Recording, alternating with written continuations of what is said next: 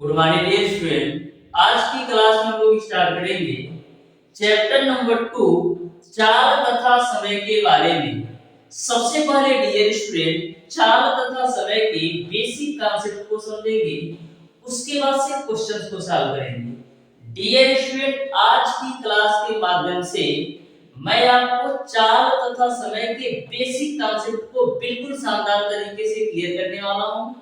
चाल तथा समय के बेसिक कॉन्सेप्ट को डियर स्टूडेंट इस तरीके से मैं आपको आज की क्लास में क्लियर कर दूंगा कि चाल तथा समय से कहीं से भी किसी भी प्रकार से आपसे क्वेश्चन पूछ लिया जाए, मैक्सिमम आप 10 से 15 सेकंड के अंदर सॉल्व कर पाएंगे। तो डियर स्टूडेंट, सबसे पहले चाल तथा समय के बेसिक कॉन्सेप्ट को अच्छी तरीके से कवर करने वाले हैं, क्योंकि आपको भी पता है कॉन्सेप्ट इज पावर। यदि आप किसी भी चैप्टर के कॉन्सेप्ट को अच्छी तरीके से समझ जाते हो तो उस चैप्टर के किसी भी बुक से क्वेश्चन उठा लो, आपसे फंसेगा नहीं, आप 100% एक्यूरेसी के साथ सॉल्व कर सकते हो। तो डियर स्टूडेंट्स, सबसे पहले मैं आपको चाल तथा समय के बेसिक कॉन्सेप्ट को शानदार तरीके से क्लियर कराने वाला हूं। उसके बाद से डियर स्टूडेंट, चाल तथा समय से जितने भी क्वेश्चन आपके आईटीआरटी एंट्रेंस एग्जाम में बन सकते हैं या प्रीवियस ईयर में पूछे गए हैं, टोटल क्वेश्चन का हम लोग सॉल्यूशन करने वाले हैं। तो सबसे पहले डियर स्टूडेंट, चाल तथा समय के बेसिक कॉन्सेप्ट को अच्छी तरीके से समझते चलिएगा। चाल तथा समय का जो सबसे फेवरेट फार्मूला है, जो सबसे बेस्ट फार्मूला है और हर जगह यूज होता है, वो आपको पता है कि चाल बराबर क्या होता है। चाल बराबर आपका होता है डियर स्टूडेंट दूरी बटे समय। दूरी बटे समय यानी किसी भी वस्तु का यदि आपको चाल निकालने के लिए बोला जाता है तो आप लोग करते क्या है, पूरी दूरी में समय से आप भाग दे देते हैं तो आपको चाल का मान पता चल जाता है। यहां से देखना डियर स्टूडेंट, एक फार्मूला और जनरेट हुआ। यहां से हम दूरी बराबर क्या लिख सकते हैं, हम लिख सकते हैं दूरी बराबर डियर स्टूडेंट चाल गुणे का समय के रूप में। चाल गुणे समय के रूप में। वहीं पर डियर स्टूडेंट एक फार्मूला और आपका जनरेट हो जाता है, दूरी बराबर क्या या समय बराबर भी आप निकाल सकते हो। तो समय बराबर आपका हो जाएगा डियर स्टूडेंट दूरी बट्टे का चाल। यहां तक सबको अच्छी तरीके से क्लियर समझ में आया होगा, क्योंकि यह जो आपका फार्मूला है आप क्लास 5th से ही पढ़ते आ रहे हो। आज के समय तो आप क्लास 4 से ही पढ़ते आ रहे होगे कि चाल बराबर दूरी बट्टे समय पर भी क्वेश्चन पूछा जाता है। इसके अलावा डियर स्टूडेंट, यदि आपको बोला जाए कि किलोमीटर प्रति घंटा को मीटर प्रति सेकंड में बदलने के लिए तो क्या करेंगे, तो डियर स्टूडेंट यदि आपको किलोमीटर प्रति घंटा को मीटर प्रति सेकंड में बदलना है तो आप लोग क्या करते हो, तो आप लोग 5/18 से गुणा कर देते हो। यानी कि यदि हमको किलोमीटर प्रति घंटा को मीटर प्रति सेकंड में बदलना हो तो हम 5/18 से गुणा कर देते हैं। वहीं पर डियर स्टूडेंट यदि हमको मीटर प्रति सेकंड में कोई वैल्यू दे रखी हो और इसको हमको चेंज करना हो किलोमीटर प्रति आवर में, तो किलोमीटर प्रति आवर में चेंज करने के लिए 18/5 से गुणा कर देते हो। ये आपको क्लियर समझ में आ गया होगा। जैसे हम एक एग्जांपल लेते हैं, जैसे आपसे बोला जाए कि बाबू आपका 72 किलोमीटर प्रति आवर है, इसको आप मीटर प्रति सेकंड में चेंज करो। 72 किलोमीटर प्रति आवर है, इसको मीटर प्रति सेकंड में चेंज करो तो आप लोग क्या करते हो, 72 है किलोमीटर प्रति घंटा को मीटर प्रति सेकंड में बदलना है तो किससे गुणा करेंगे, 5/18 से। तो इसमें आप 5/18 से गुणा कर दो तो 18 चौक कितना हो जाएगा, 72, यानी 5 चौक कितना हो जाएगा, 20 मीटर प्रति सेकेंड। तो इस तरीके से जो 72 किलोमीटर प्रति घंटा को आप मीटर प्रति सेकेंड में बदलोगे तो 20 मीटर प्रति सेकेंड हो जाएगा। वहीं पर डियर स्टूडेंट यदि आपसे पूछा जाए कि 20 मीटर प्रति सेकेंड को आप किलोमीटर प्रति घंटा में बदलो तो 20 मीटर प्रति सेकेंड को किलोमीटर प्रति घंटा में चेंज करने के लिए किससे गुणा करते हैं, 18/5, यानी इसी का उल्टा। तो आप 18/5 से गुणा करोगे तो 5 चौक 20, 18 चौक 72, यानी वापिस से आपका 72 किलोमीटर प्रति हावर आ जाएगा। यहाँ तक आपको सारे कॉन्सेप्ट अच्छी तरीके से समझ में आ गया होगा। अब डियर स्टूडेंट हम आगे बढ़ते हैं। प्रत्येक कॉन्सेप्ट को आप बिल्कुल ध्यान से समझते जाइएगा। मैं प्रत्येक कॉन्सेप्ट को शानदार तरीके से बताने वाला हूं। डियर स्टूडेंट आपने पढ़ रखा होगा औसत चाल का भी फार्मूला। तो औसत चाल आप कैसे निकालते हो? तो किसी भी गाड़ी का या किसी भी ट्रक का या स्वयं का औसत चाल निकालने के लिए हम क्या करते हैं? कुल दूरी में कुल समय से भाग दे देते हैं। तो यहाँ पर डियर स्टूडेंट औसत चाल बराबर आपका हो जाता है, औसत चाल बराबर आपका हो जाता है, औसत चाल बराबर आपका होता है कुल चली गई दूरी, या लिख सकते हो कुल दूरी बटेगा आपका होता है कुल समय।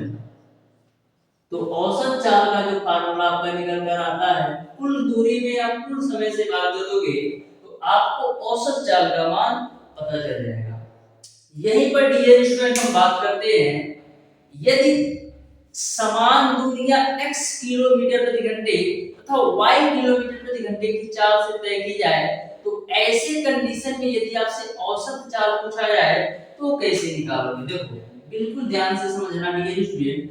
जैसे a कोई दूरी है a से b तक की, a से b तक की दूरी है, यही दूरी जो है यानी a से b तक की दूरी x किलोमीटर प्रति घंटे की चाल से जाता है, और यही सेम दूरी b से a y किलोमीटर प्रति घंटे की चाल से आता है। तो ऐसे कंडीशन में यदि आपसे पूछा जाए औसत चाल क्या होगा, तो ऐसे कंडीशन में औसत चाल बराबर आपका होता है डियर स्टूडेंट, औसत चाल बराबर आपका होता है 2xy बट्टे का x प्लस y किलोमीटर प्रति घंटा का, जब समान दूरी को x किलोमीटर प्रति घंटा की चाल से जाता हो और उसी समान दूरी को y किलोमीटर प्रति घंटा की चाल से आता हो। तो ऐसे कंडीशन में औसत चाल बराबर 2xy divided by x plus y kilometre प्रति घंटा आपका हो जाता है। ये बात आपको समझ में आ गई।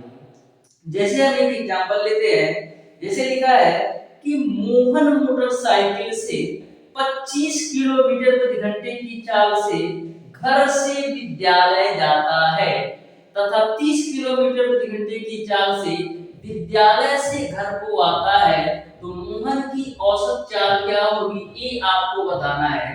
तो यहाँ पर आप एक चीज देख रहे होंगे इस क्वेश्चन में, जो दूरी है समान है, घर से विद्यालय जाता है 25 किलोमीटर प्रति घंटे की चाल से और पुनः विद्यालय से घर को आता है 30 किलोमीटर प्रति घंटे की चाल से, यानी कि दूरी समान है। तो ऐसे कंडीशन में औसत चाल कैसे निकालोगे? तो ऐसी कंडीशन में औसत चाल निकालने के लिए आप फार्मूला लगा दोगे 2xy divided by x plus y। तो 2 पहली चाल है 25 और दूसरी चाल है आपका 30 divided by x plus y।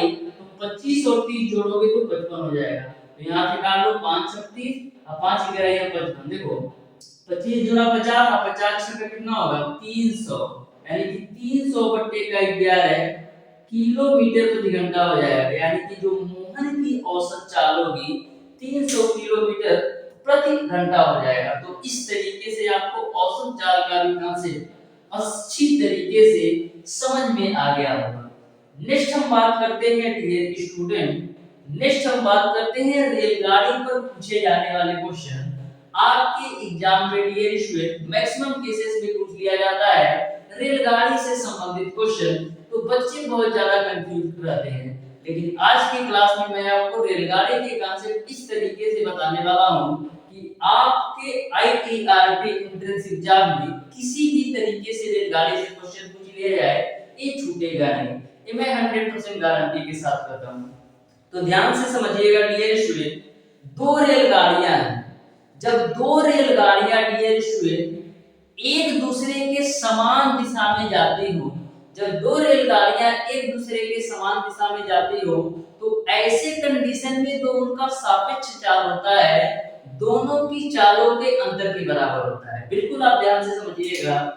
यहाँ पर जो रेलगाड़ी वाले कॉन्सेप्ट है, देखिए दो रेलगाड़ियां एक दूसरे के समान दिशा में, तो मैं मान लेता हूं कि पहली रेलगाड़ी आपका ए है और दूसरी रेलगाड़ी आपका बी है। तो दोनों रेलगाड़ियां एक दूसरे के समान दिशा में, तो पहली रेलगाड़ी की चाल मैं मान लेता हूं x किलोमीटर प्रति आवर है और दूसरी रेलगाड़ी की चाल मैं मान लेता हूं y किलोमीटर प्रति आवर।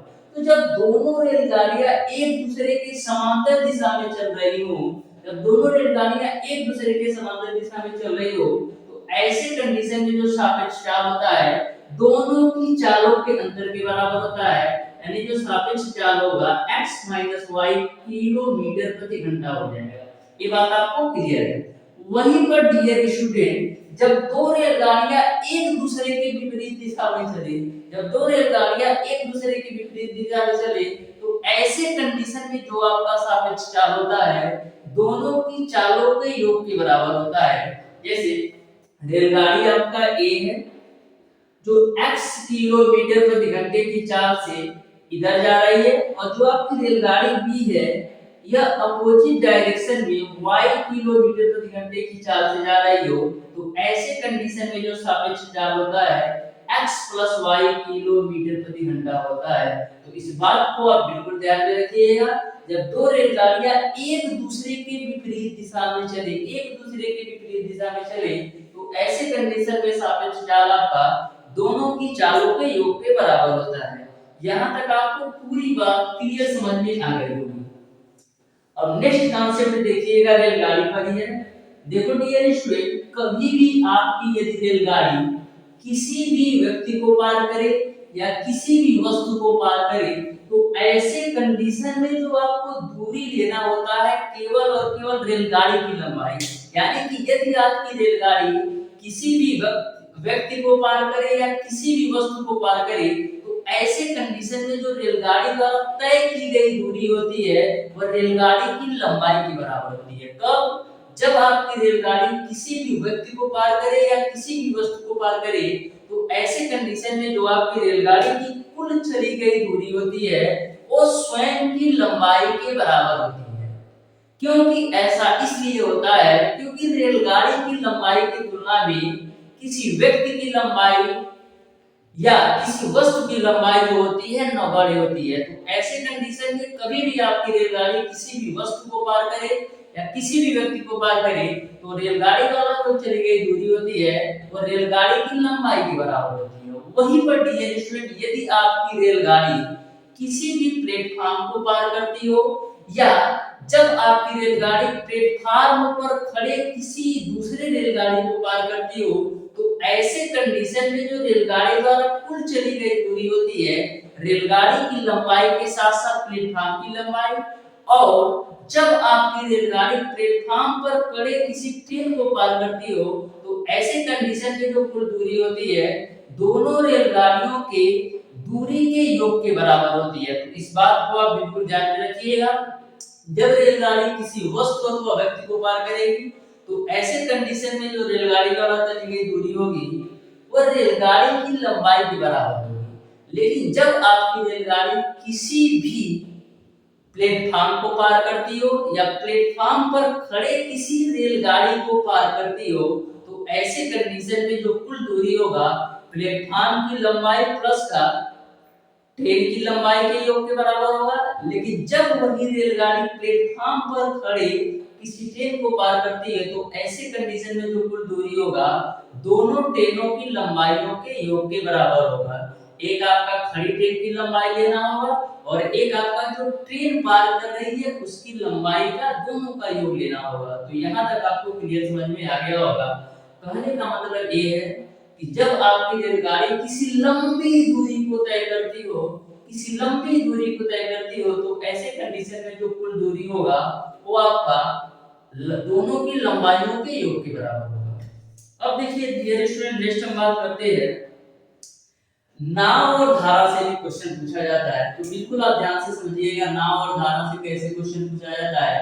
जैसे मैं मान लेता हूं कि नाव है जिसकी चाल x किलोमीटर प्रति घंटा है, कोई नाव है जिसकी चाल x किलोमीटर प्रति घंटा है और धारा की चाल मैं मान लेता हूं डियर स्टूडेंट y किलोमीटर प्रति घंटा है।